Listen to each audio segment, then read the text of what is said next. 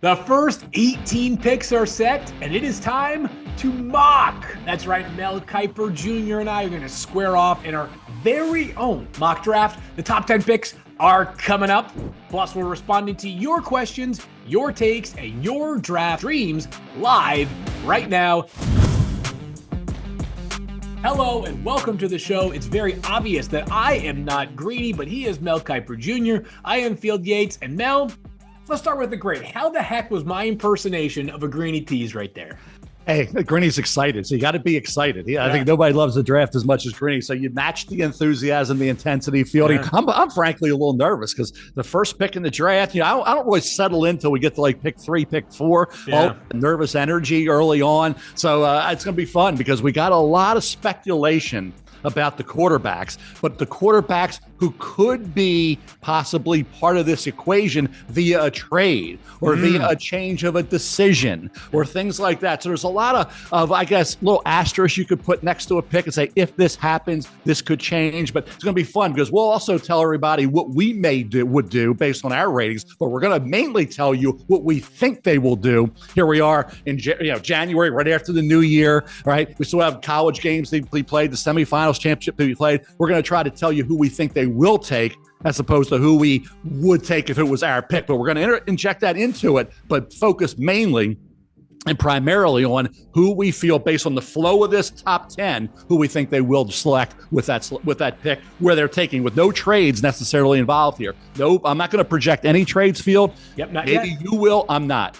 Yeah, the exercise is as follows. We'll go back and forth. Each of us will have a chance to make a pick. So 5 apiece in the top 10. The first 18 picks are locked in terms of the original draft order. We'll see if any picks are trade. Almost assuredly, some of them will be traded once we get to the real draft on April 24th. But for now, we're going to keep the order as is. And then a reminder, of course, for those of you that are watching or listening, we come out every Thursday afternoon. Soon enough, we're going to be twice a week. Double the fun, double the first draft. You can, of course, watch us on the NFL on ESPN YouTube channel. That's Thursday at noon live or on demand if you so choose, and wherever you get your podcasts. So, Mel, your big board is now out on ESPN.com. It's updated every Friday. My top 25 big board also updated frequently. As a matter of fact, I went through it and re-updated it yesterday. So we are cruising along here.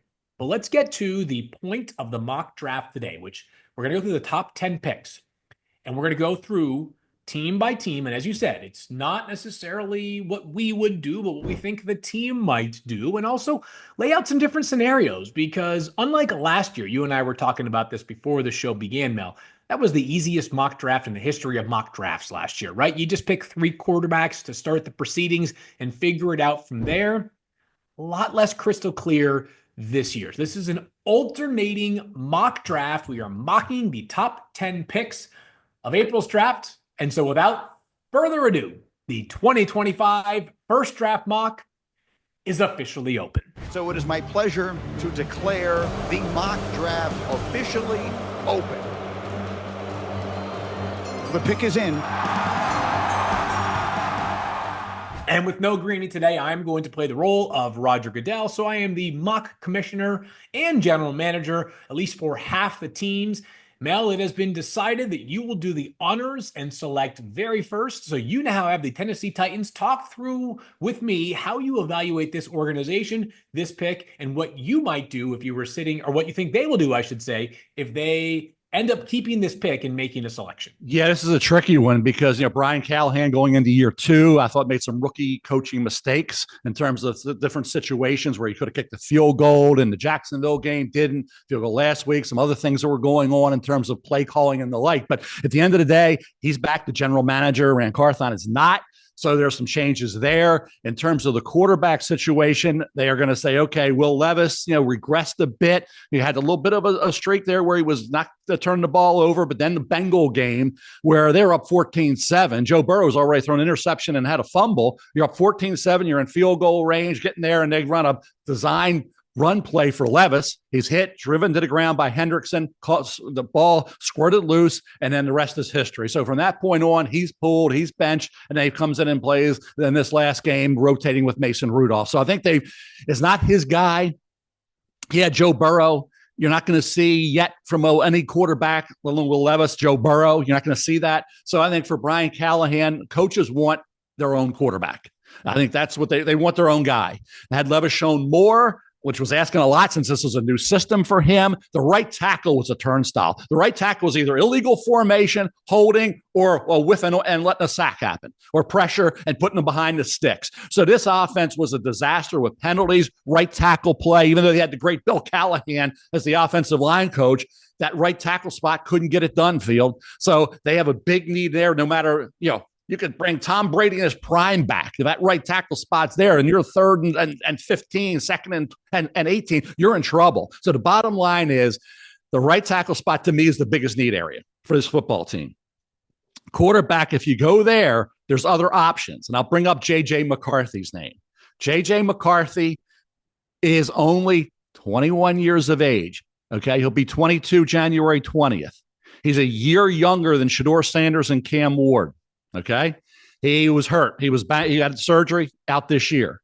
Did a great job at Michigan over a 2-year period. Won a national title.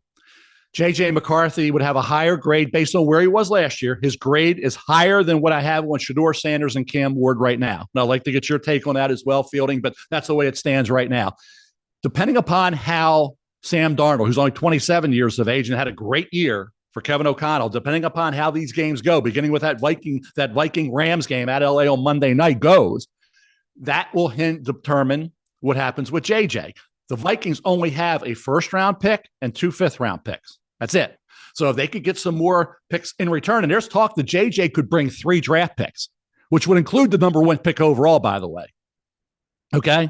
So that's in the discussion because it could be a possibility. I can't say it now because we don't know how things are going to go with Darnold. They could keep them both. They could franchise Darnold, keep them both. So for now, if you say Brian Callahan's going to want his quarterback, if Levis is still there, he could start the season, see how he plays. Hey, he may end up, the light may go on second year, who knows? But I think Cam Ward, and this is the consensus of people you talk to, Cam Ward, quarterback Miami, who's been in 3 different offenses, okay? Incarnate Word, Washington State for 2 years, Miami. We talk about arm talent. We talk about the strength of the arm angles, all that, the mobility, the ability to move around. Shedeur Sanders is my number 1 quarterback still. He's my QB1. But Cam Ward, when you talk to people, and this is a mock draft based on who we think they would take, I think Brian Callahan will get his own quarterback. I'm not going to put McCarthy trade in here right now. I'm not going to talk about Drew Aller because Drew Aller said he's going back to Penn State. He's only 20 years of age as well. And I think another year is going to benefit him where he may be the number 1 pick overall in the 2026 draft or right there in the mix to be that, depending on what happens with Arch Manning and others, right? But so we won't talk about Aller. He said he's going back. Bo Prabula left because of that. So when you tell James Franklin and Penn State you're going back, you go back. I mean, you don't change your mind. You go back. You're going back for a reason. You're only 20. You need to really have that great year to establish yourself as the number 1 pick in the draft, which I don't think you would be right now. So I'm not going to go talk Drew Aller. I'm not going to put him in this dynamic. So Cam Ward, quarterback Miami, is my projection to the Tennessee Titans with the number 1 pick overall. Okay, so let's start here. A lot to unpack there. I agree the quarterback will end up being the selection one way or another, whether it's a quarterback that they take themselves or if they trade for one. I hadn't thought about the idea of J.J. McCarthy being traded for the number 1 pick overall. Like, I've definitely thought about the idea if there was a team picking at 13 this year, and I need to jog my memory as to who is specifically picking 13th. Would you trade the 13th pick? That would be Miami for this J.J. year. McCarthy. Okay, so it won't be Miami, but you get the point that I'm saying. Right. A little bit closer to pick 14, 15, somewhere in that range. Would you do it for J.J. McCarthy? And I think it is at least a conversation because... Well, I'll give you Pittsburgh. The Steelers are 22. Okay. Yeah. Oh, I would do that if I were Pittsburgh. I have a lot of thoughts about where Pittsburgh stands right now, where I think they need to be philosophically going forward at the quarterback spot. I think they maybe have I think they have fallen a little bit too much into the high floor, low ceiling category right now, which is part of the reason why they fell 4 straight times going into the playoffs. And I think they're going to fall for a 5th straight game against your Ravens this Saturday night. But so JJ, I would have him graded right around, if not just a little bit ahead of Cam Ward and Shedeur Sanders. And here's what I would say about JJ. He's at the smallest sample size of these three players. You mentioned that Cam Ward had three separate schools. On top of that, Shedeur's got two schools, and Shedeur played for 4 years. Cam's got plenty of experience as well. JJ, one of the big question marks was, how often did you see it, right? He was asked to do so little for Michigan in 2 years as a starter relative to the quarterbacks in this year's class. That being said, I think you have a little bit of the athletic skills of Cam Ward with JJ McCarthy and a little bit of the accuracy and the ball placement skills of Shedeur Sanders. So I think he would take the edge there.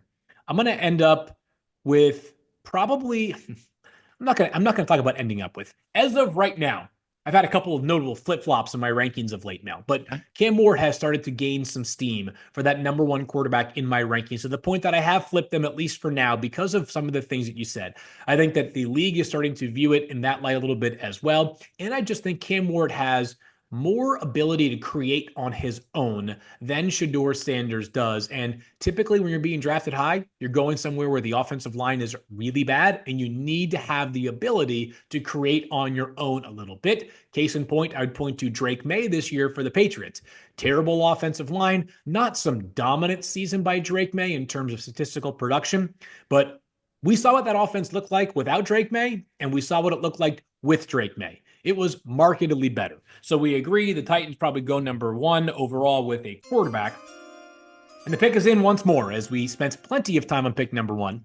And with the second pick in the mock 2.0 draft, now that we have the actual draft order for the first 18 selections, the Cleveland Browns take Travis Hunter, the teammate of Shedeur Sanders. So not Shedeur Sanders, and the Browns obviously are a team that will do something at quarterback this offseason, as at the time of this conversation, Mel, all we know about Deshaun Watson, who, by the way, you could argue needs to be replaced just based off of his performance, suffered a setback of some sort with his Achilles, does not sound good. We don't know when we'll see him next, but I think Cleveland is more likely to explore the veteran quarterback market somehow in free agency than attack quarterback with the second overall pick.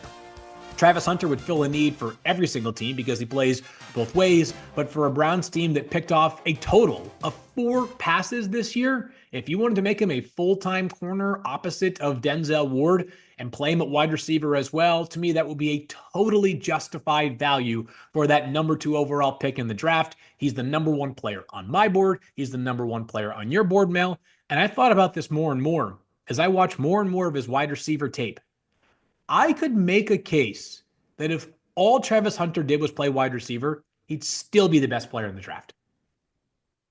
Yeah, and fortunately, I think when you look at where we are right now in terms of Travis Hunter, I think that's sprinkling in if he's a corner, and then you get into the late season, you get into a game you have to have, or the playoffs, Super Bowl, then you can work him in as a wide receiver because he was dynamic with Shedeur Sanders at that position. We know how good he is. His ball skills. I mean, this kid's unbelievable. Hand-eye coordination. I think he's going to be phenomenal on either side of the ball, that depending upon where you need him the most. But I think that's going to be tempting to take the quarterback because they say they're going to have a whole new quarterback room, which we know in Cleveland, whole new, and you're in a division field with Lamar and Burrow.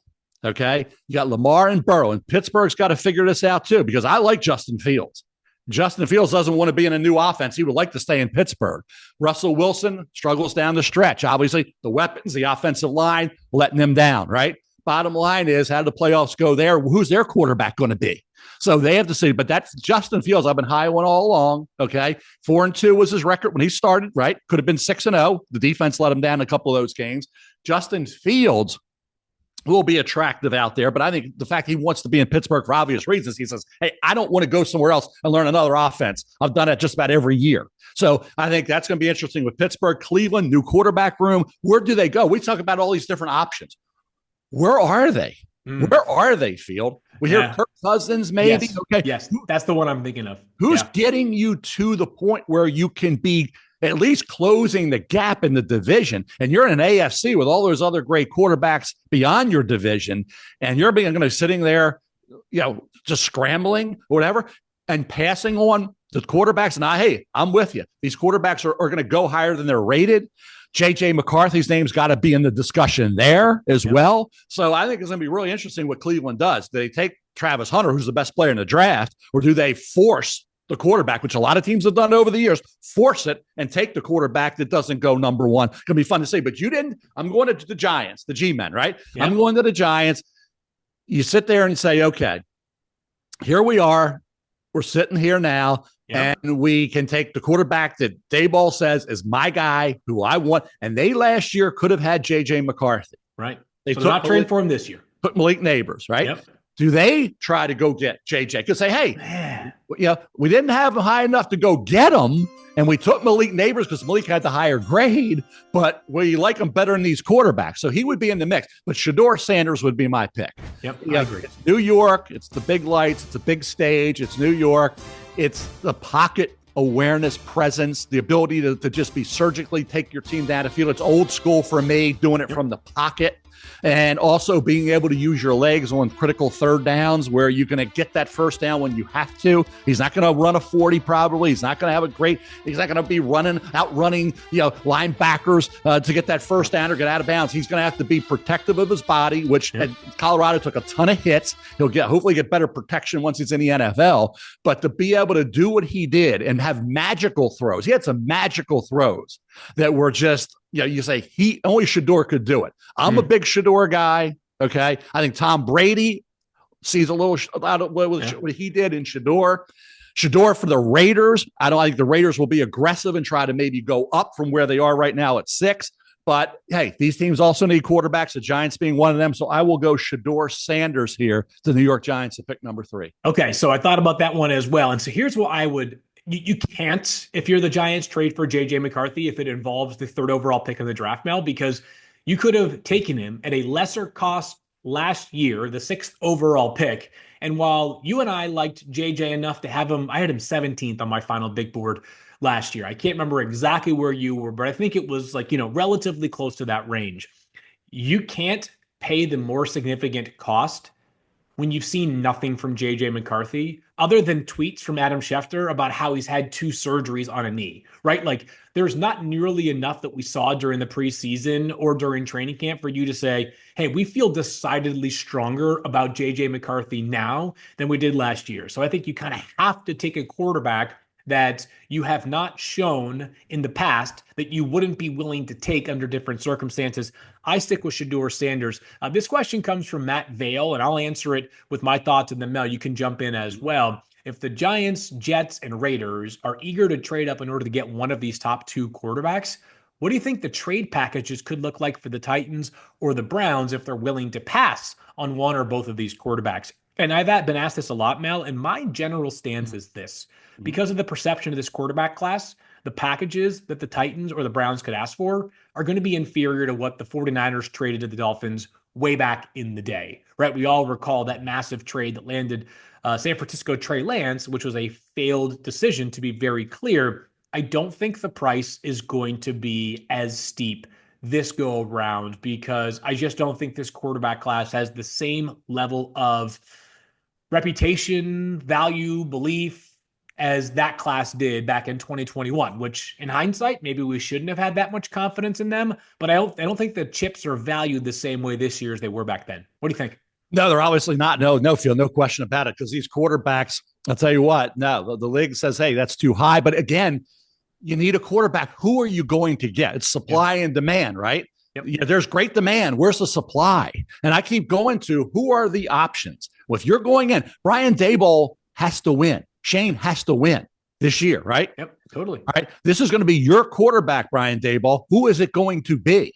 Yep. Daniel Jones is gone. There's nobody on this roster. Who's it going to be? You referenced J.J. McCarthy. Just because you felt that way last year doesn't mean you feel this way this year. Well, what would make you feel differently is my question to the Giants. The Malik Neighbors grade and where you had JJ, and I understand JJ may last year not have been the guy who they wanted to trade up for Drake May, not JJ. There's Malik Neighbors fell in their lap and he's their pick. And look what he did. Had a heck of a rookie year, had a couple drops, cost them a game, maybe 2, but Malik Neighbors could be obviously a special entity. That's what he's shown this year. He can be. They got to be happy to get that go-to guy, right? So now JJ's, what you say to yourself is, what was JJ's grade last year? Going into the draft, not revisionist history, because we obviously have the surgeries, which he should be okay coming back from. That's your medical. Your medical is going to have to be on JJ, clear him to go. But for JJ, what was your grade going in, and what are your grades now of Shedeur and Cam Ward? Okay. And how do you feel about Justin Fields? Yeah. How do you feel about that scenario? Bottom line is, I'm talking about all the teams looking at quarterbacks, Kirk Cousins, all those different options that are out there. So there's not a ton of them. So you have to look at JJ's grade going into last year as opposed to where Shedeur and Cam are.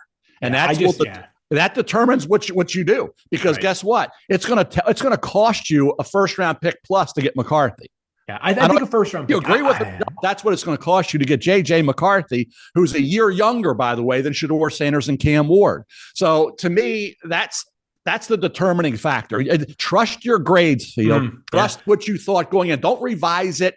Don't go in and say, well, I'm gonna alter it just a bit. Go in with what your grade was, compare it to what the grades are of Shedeur and Cam Ward, and then make your decision. I think this organization, perhaps as much as any in the NFL other than the Titans, needs to show that it has fundamentally sound process. Because last year, a lot of the moves that they made have looked terrible in retrospect, right? I mean, allowing not one, but two blue chip players, and Saquon Barkley and Xavier McKinney, both hit the open market. They're not getting a thing in return until they get a comp pick this upcoming next year. Congratulations. You get a third-round pick for Saquon Barkley and Xavier McKinney. Oh, well, Saquon Barkley just had the 9th 2,000-yard rushing season in league history. And Xavier McKinney might be an all-pro. He might be an Associated Press first-team all-pro safety with his 9 interceptions. So the Giants need to prove that they have a fundamentally sound process in place this year. And I would say that if they trade the 3rd overall pick for J.J. McCarthy, that to me would reflect a team, and plus more potentially, that to me would reflect a team that does not have a fundamentally sound process in place. As far as processes are concerned, you can make the case that the Patriots completely fumbled the process in week 18, when all they had to do to secure the 1st overall pick was lose. And they did not. They won. They beat the Bills. And I know that, Mel, you are of the mind that you should always play to win. We don't have to debate that right here. I'll just say this. I'd much rather have the 1st overall pick than the 4th, because if the Patriots had picked number 1, we know there'd be a big for sale sign right in the front yard of Elliott Wolf, their current player personnel lead, whoever it is, once they hire a new head coach. But at 4, with how the board fell, Mel, I'm going to do something that you're going to call me a Kiper stunt for. Uh-oh. The New England Patriots, with the 4th overall pick in the draft, take Will Campbell, left tackle from LSU. Oh, that's a low. Whoa. No Kelvin Banks here. And I got to be honest with you, Mel. It's been close. As you know, it's been close all season for these two players. Will Campbell, Kelvin Banks, Will Campbell. Banks, a player who, both these guys, I mean, they have similar resumes, right? Day 1 starters at top-tier programs protecting for highly notable quarterbacks, right? Will Campbell protecting first for Jaden Daniels, and then this year, Garrett Nussmeier. Jaden, the 2nd pick in the draft last year, the Heisman Trophy winner. Nussmeier, who I think you and I would say a year out could be a 1st-round pick next year and maybe even contend for the Heisman with a lot of things going right next year. Meanwhile, Kelvin Banks has protected for Quinn Ewers and at times Arch Manning. These guys have played a ton of football in front of great quarterback. So my standing would be that it's really kind of pick and choose between these two with the narrowest of margins, leading to one or the other for you. But I'm going Will Campbell. Will Campbell, who's just such an elite pass protector, great feet. I keep saying this. I think Will Campbell's got a chance to grow into his body a little bit more. He's he looks like he's 275 pounds. I think he's actually listed well above 300 pounds, Mel, but I think a guy who will continue to get stronger. If he's not 21, if he is not 20, he just turned 21, young, experienced player. Patriots desperately need to address that left tackle spot amongst a host of other spots as well. What do you think? I'm surprised you passed on Abdul Carter. I know he's in. Thought about it. Yeah. I know he's got the injury right now, and we'll see how that goes moving forward with Abdul and Carter. Mason Graham, for that matter. Yeah, and Grant, but Abdul Carter for New England, I think off the edge in the ASC where you got all those great quarterbacks and in that division as well with Josh, obviously, Tua. You mentioned we talked about Miami down. Miami better get a backup quarterback, by the way, to Tua, a competent backup at some point. But in terms of Will Campbell makes sense from a positional need standpoint. The issue with Will Campbell and Kelvin Banks Jr. is going to be for left tackle the height. Yep. Okay. 6'4", higher, fine. Under 6'4". Then I remember Brad Hopkins came out of Illinois, had a great career at 6'3.5". Fine. There has been exceptions to the rule. That's fine. But a lot of teams have those parameters. Okay. You never draft outliers. You have parameters. You stick to it. Will Campbell, what's his arm length going to be? That's going to be a big question for left tackle. 33 or is it going to be 31 and a half? If it's 31 and a half, people will have some conversation. Right. There's going to be a debate there as to his arm, or is it going to be a guard? You're not drafting a guard. It's at pick 5. You're pick 4, or pick 5, or pick 10. You're not drafting a guard there. If you feel Will Campbell's a left tackle, you're taking him in the top 10. If you feel he's going to have to move inside the guard because of arm length, I don't think you take him that high, particularly where you had him at 4 over an Abdul Carter, who had more sacks, tackles. He put it all together. When they put him outside and said he had moved around inside, off ball, when they said, hey, you get after the quarterback, he's not Micah Parsons necessarily, but he was close enough to warrant being the second player on my board right now. And he was dynamic. And he was a guy, he can close like a cat, and he plays hard. So I love Abdul Carter. I was surprised you took Will Campbell, who I have right now, just to go rank it. 11 on my board is Will Campbell. Abdul Carter is 2. Yeah. And I would ask you right now, Phil, where do you have Carter on your board? Where do you have Campbell? I have Carter 3rd behind only Travis Hunter and Mason Graham. Okay. I've got Campbell at 7th. So let me just say this about the Patriots, and this applies to them more than a lot of other teams. This is who you think they will take, not who you would take. So you think they will take Will Campbell, okay? I just think that the desperate need for a left tackle, and by the way, Mel, what have they been doing since 2021 when they took Mac Jones? They have not been giving the quarterback enough support. You and I talked about this a ton. They need to. I don't care if they overpay. They need to exhaust every resource to surround Drake May with a credible supporting cast. This team has more cap space than anybody else in the NFL this offseason. So more so than any other team picking early in the draft, their moves made in March will influence what we're talking about with the 4th pick in the draft come April. So I got the Patriots taking an offensive tackle in Will Campbell, which leaves you with a potential blue chip prospect available at number 5. So with the 5th pick in the 2025 NFL draft, the Jacksonville Jaguars, coached by somebody to be determined, take who?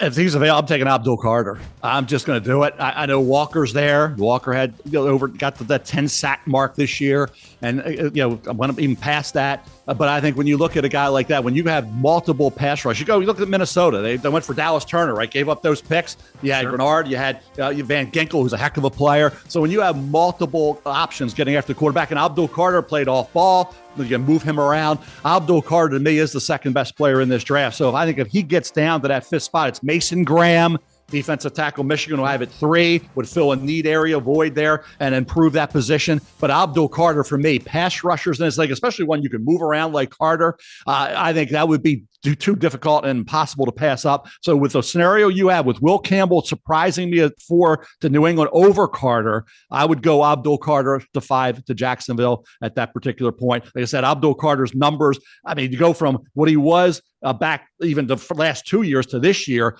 the numbers were staggering, the increase. And that was because they just turned him loose. And I think that's in the NFL, what you need, what you want. And I think if he gets there, if he's still on the board at 5, we still have to see about the shoulder, see what happens there. And obviously the medical part's going to be important. But I'll go Jacksonville, Abdul Carter, outside linebacker, Penn State. It's interesting because they do have Trayvon Walker, who's now got back-to-back 10-plus sack seasons.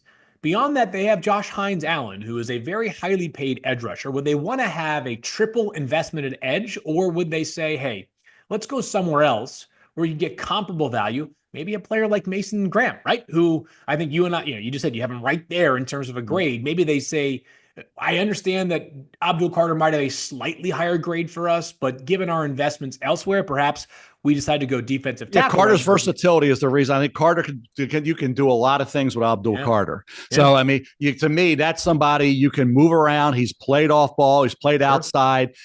Graham, heck of a football player. I would have wanted to see a little more dominance with Kenneth Grant next to him than I did in some of those games. But hey, the bottom line is Carter did it. That's exactly what you need. And like I said, the reason why I would go with Carter is because of that versatility. And you mentioned the guys, hey, Walker had over 10 sacks. He has come on. He does give you everything he has. He plays hard. No question about it. But I think when you look at Carter, what he can be in the NFL to complement those two, give you a third option when you need it, and also have that ability to be off ball, I would take Carter. We take your questions on Twitter using the hashtag #FirstDraft. And Nathaniel Donovan asked this: how does Abdul Carter grade versus Will Anderson, Aiden Hutchinson, Micah Parsons, Chase Young, Nick Bosa, Josh Allen, Bradley Chubb, Myles Garrett, etc., as pass rushers over the last 10 years, Mel? Do you feel like he is kind of in that same breath as some of those players that I just rattled off right there? Well, he had a chance this year to be outside and get after the quarterback and turn them loose, and he did it. Yeah. I think when you look at Myles Garrett, had one of the highest grades ever given anybody. I was big on Myles Garrett. So there's certainly special guys like that. Going back to the Bruce Smith days when he came out of Virginia Tech, one of the highest grades I ever gave a defensive end. Same thing for Myles Garrett. I think when you look at the other guys that are in that mix, I mentioned Micah Parsons, his teammate, same number, same type of player.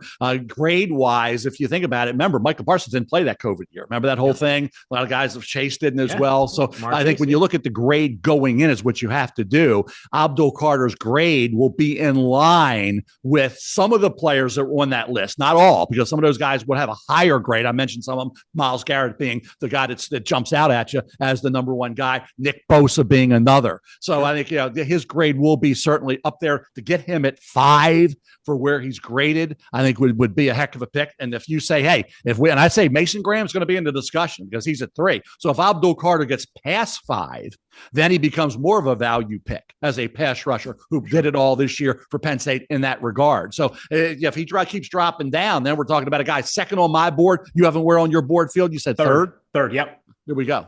All right, so made it to the first half in just 30 minutes. Good job by us pacing ourselves here, Mel. So we got 5 picks left to make, and next up on the board is Las Vegas Raiders, a team who I think would take a quarterback if there was one available. But instead, with the 6th pick in the mock draft, the Las Vegas Raiders take Mason Graham, defensive tackle out of Michigan. And some people might say, well, we just spent all this money last year on Christian Wilkins. I don't care. And here's my methodology behind this pick. We don't know who the head coach is going to be, so I can't speak to the system or the style of play they're going to want to institute there in Las Vegas. But if there's one thing that I have known about their general manager, Tom Telesco, is that he's going to just take the best player available on the board when that player is there. Case in point, last year, when despite the fact that they used a 2nd-round pick on Michael Mayer the year prior, they said, 13th overall, Brock Bowers is still sitting here. Let's draft that guy. He went on to have arguably the greatest rookie season by a tight end in league history. One of the great statistical seasons by a rookie ever. So Mason Graham, is he the top need? Is defensive tackle the absolute must get for this Las Vegas Raiders this offseason? No. But do I believe this player, the number 2 player on my board, is too good to pass up on? I say yes, it's too good to pass up on him. You have to take Mason Graham at 6 overall. Yeah, I agree with you wholeheartedly. There's no question. Mason Graham is a heck of a football player. He will, I think, be disruptive. The numbers and the dominance at times, I expected a little more at times with Kenneth Grant next to him than I got in that front 7 overall with all that talent that they have moving on to the NFL. But, he's a warrior, and he's right now on my board, and I didn't change 3rd overall on the board right now. So, Mason Graham makes sense. The other quarterback I just want to throw into this discussion. Okay. We've thrown all these other guys out there. I think the guy's going to be one of the more underrated guys. He had a heck of a bowl game. He had a heck of a I know where you're going. I'm going Jackson Dart. Yeah. Jackson Dart to me. Well. I watched him. I went back and studied him this week. I've waited and waited. He's my QB3. He's solidly QB3. I'm looking at what's he lacking. He's a great athlete. He can run. He can beat you with his legs. He can make every throw. He makes wow throws, rolling left, rolling right. His accuracy, he was around 69, 70% this year. Doesn't throw interceptions. In the Florida game, he had that meltdown at the end of the Florida game. That wasn't something that happened much. That didn't happen at all. It happened one game. Bottom line is Jackson Dart. Okay, still young too. Okay, he's a young kid. Yeah. And I think, has the talent level, the mindset, everything to be a heck of a quarterback. So, hey, by the time we get to late April, I don't know what's going to happen. I'm just throwing it out there because it's early, but I'm on Jackson Dart. I like what I saw. I watched him. I kept waiting and saying, why I have back you? I'm not going to be stuck on what happened in August. You got to adjust to what you saw now. And I keep watching Jackson Dart saying, what the heck? What am I missing here? What is he lacking? Okay. And you didn't have Trey Harris. Trey Harris was hurt, missed a lot of games, didn't have his number 1 guy. Yeah. So to me, this is about Jackson Dart. But last year, wild card was J.J. McCarthy. I wouldn't even say he's a wild card. I think he deserves to be QB3 and be right there. I don't see much of a difference with any of these quarterbacks in Jackson Dart. So I'll throw him out there. You said the Raiders. Why not?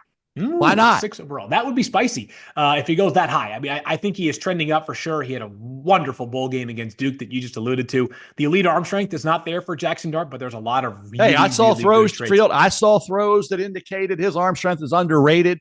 Like I said, that's high up there. I'm just saying QB3 for me is Jackson Dart. Like I say, Milrose, the struggles there.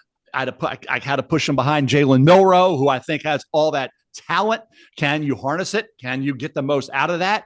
I think in the NFL, somebody's going to roll the dice on Milroe at some point, but not that high to say, okay, Jackson Dart can't go ahead of him. So the Senior Bowl is going to be a nice week for him. Hopefully we'll see what happens. Pro days, all that moving forward. I just think when people start going back to the tape and really breaking it all down in this draft, Jackson Dart's going to be the guy that has that late rise up boards, and we'll see where it ends up. Now we're at pick number 7 field. Yeah, with the Jets. It gets interesting. Yeah. What are you doing? It's really interesting because they could go so many different directions. You got, T-Mac sitting there from Arizona.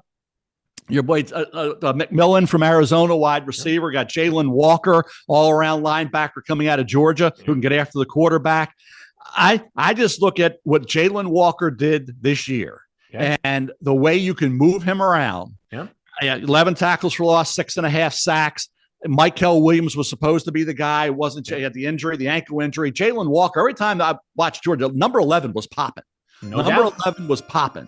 So I understand there's going to be other guys in the mix, the quarterback position. What are they going to do there?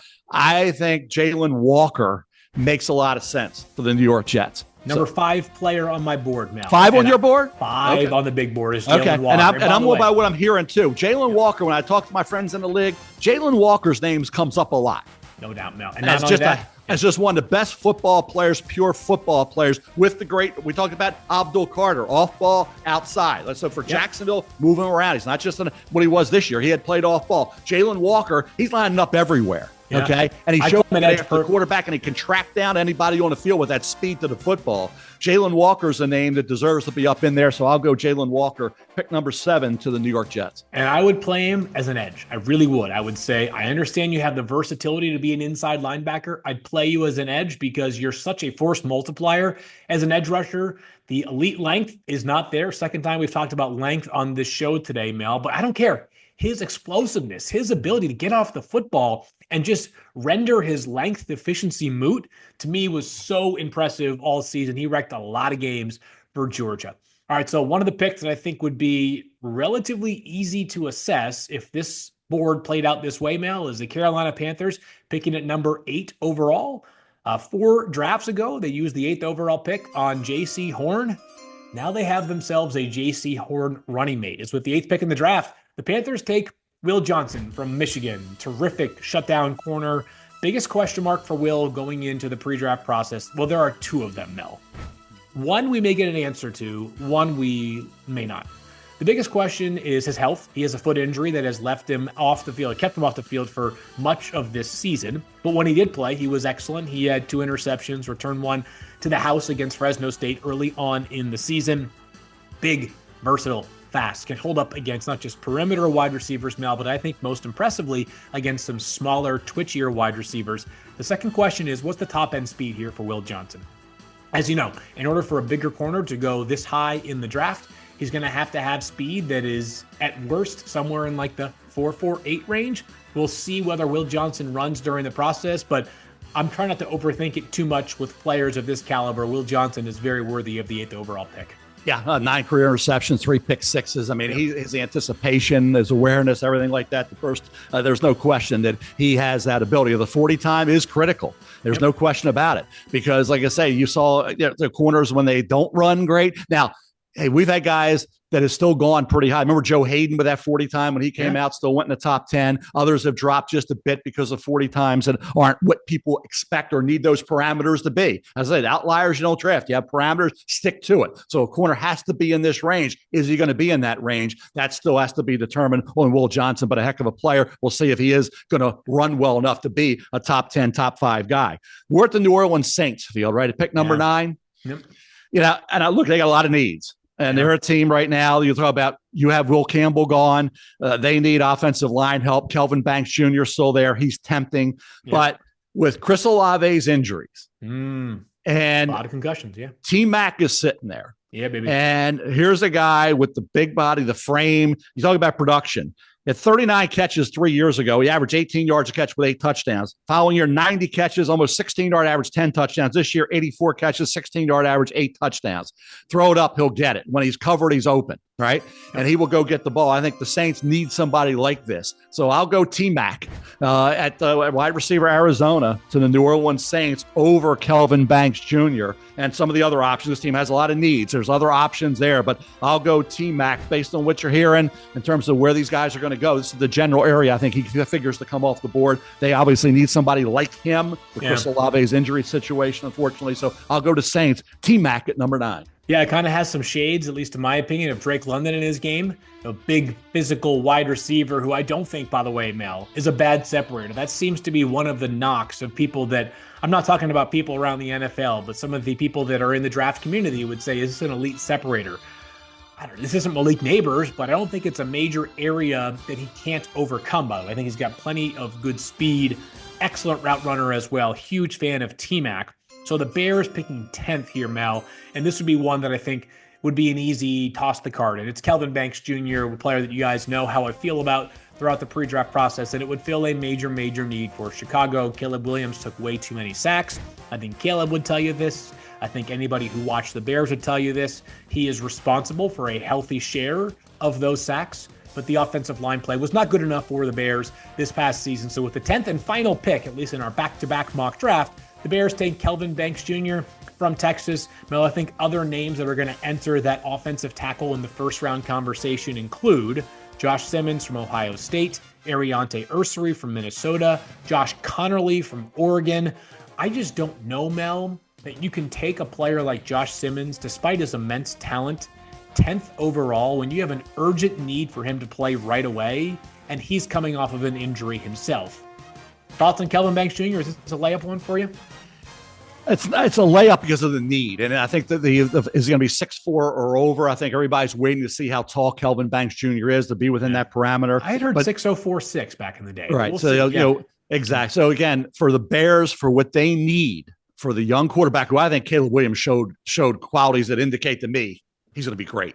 Yeah, he is going to be great. They had drops. Oh, totally. The offensive line could have 4 positions, somewhat new. We have to see about Braxton Jones at left tackle. Obviously Darnell Wright at right tackle, but there's going to be a lot of changes on that offensive line. Obviously, you think about coach and who's going to be running with system and with the offense and all that. Bottom line is this kid, Caleb Williams, is going to be special. I'll put an exclamation in that point next. I think he's going to be special. But the offensive line is the critical area. They have to improve. Kelvin Banks Jr. certainly makes sense. Will Campbell, I think, could be there. If he would be there, that's certainly a guy. And the injuries, you mentioned Josh Simmons. Benjamin Morrison's a heck of a corner. Yeah, at Notre Dame. He's been hurt. Savone Revel Jr. He's a cornerback at East Carolina. Would have been a high pick. I still have Revel at junior at 15. I have Simmons at 16. And Morrison at the 26 area. So these are guys. Will Johnson didn't play. He's at 6. So all the injuries affected a lot of these guys in the top 25. Some of the names that were right borderline for me, Field, Michael Williams. Yeah, right there. Pass rusher, outside backer at Georgia. Hey, he still had, 5 sacks? Yep. He still had some ability to get after the quarterback. They dominated Texas too, by the way. Yeah, and the ankle injury was coming off that ankle injury. Or when was he 100%? Would he ever get to that point? We kept waiting for this to be the year. We were talking about him maybe as the number 1 pick overall. Sure. And here's Michael Williams in this mock of the top 10, not yet taken. Okay. Now I know, look at Carolina. Makes sense there, right? You went a different direction there in terms of the corner Will Johnson, but Michael Williams would make sense at that spot. How far does he drop is going to be really interesting, because had he been healthy all year, things could have been a little bit different. In terms of other names that were out there, Field, is there anybody out there? Malachi Stark, safety, Georgia as well. We don't have Ashton Jeanty, running back, Boise State, anywhere gone yet. Was there a name that you felt uncomfortable leaving out of the top 10? No, I'm looking at my overall top 10 right now and seeing, because I don't have either of the quarterbacks in there for me. So, yeah, the highest graded players for me would be both Michael Williams and Ashton Jeanty.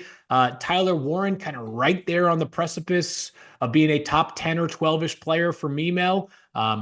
He's going to be a fascinating debate alongside Colston Loveland for who ends up being the first tight end taken in this year's draft class. But no major surprises there in terms of players that went in the first 10 picks. I think the quarterbacks will be pushed up because of the nature and the positional value there. Yeah, I think it's going to be a year where the defensive tackle spot's going to be the depth of defensive tackle. Yep. Unfortunately, Riley Mills hurt for Notre Dame. He was one of those guys in that top 10 to 12 area. But to see guys really come on and playing well, Ty Robinson out of Nebraska, my underrated guy, and Alfred Collins out of Texas, Tyleik Williams, Ohio State, TJ Sanders, South Carolina, and a guy that has enormous talent is Darrell Jackson Jr. at Florida State. Didn't see the consistent production there, but he was disruptive later in the year. So if you need a defensive tackle in that second to fourth round area, boy, this is a year to get it. And I really believe the second through seventh round, third through seventh round is going to be really fun because guess what? The running back position is loaded. Okay. There was a kid declared yesterday, LaQuint Allen from Syracuse. Yeah. He could catch the ball out of the backfield. He was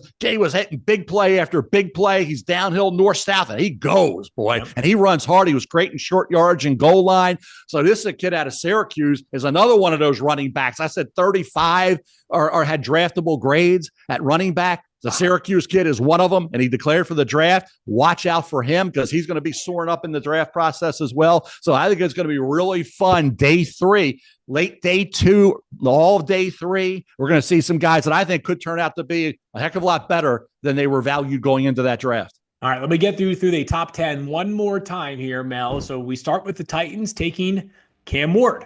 The Cleveland Browns take Travis Hunter. They bypass a quarterback, which leaves the Giants at pick 3 to take Shedeur Sanders. The Patriots, in a bit of a curveball, take Will Campbell, the offensive tackle from LSU. The Jaguars select Abdul Carter, 5th overall from Penn State. The Raiders take Mason Graham, the defensive tackle from Michigan, 6th. The Jets take Jalon Walker, the edge or linebacker from Georgia, 7th. And then the Carolina Panthers take Will Johnson, the corner from Michigan, 8th. The Saints go with Tetairoa McMillan, the wide receiver from Arizona, 9th, to play opposite of Chris Olave. And the Bears wrap things up with Kelvin Banks Jr., offensive tackle from University of Texas. No major surprises there, Mel, but safe to say over the next 3 months, we got a lot of fun action heading our way. It's going to be Mel and I for much of this month ahead, but we look forward to next week's episode of First Draft already. Again, a reminder, go find us wherever you get your podcasts. And also check us out on the NFL on ESPN YouTube page. Mel, talk to you next week, my friend. Got it, Young Fielding.